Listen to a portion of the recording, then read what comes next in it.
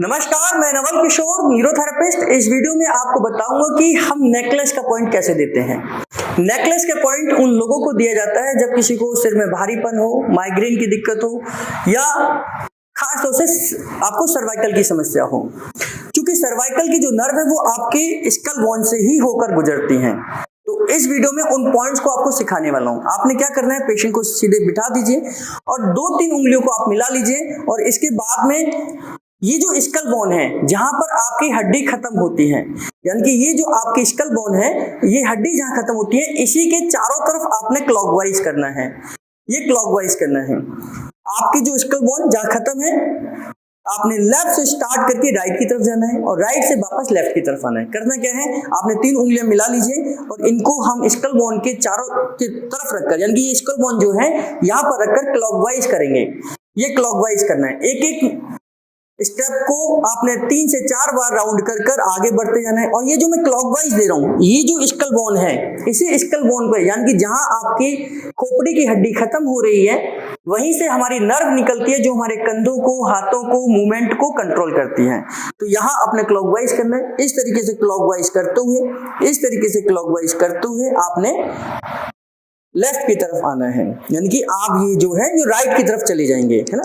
Left to right जाना है। पहले फर्स्ट स्टेप में आपने लेफ्ट टू राइट जाना है और वहीं से आप अब आपने क्लॉकवाइज कर रहे थे, अब यहीं से हम एंटी क्लॉकवाइज करते हुए अपोजिट डायरेक्शन में इसको घुमाते हुए वापस आ जाएंगे। इस तरीके से हम इनको वापस आ जाएंगे।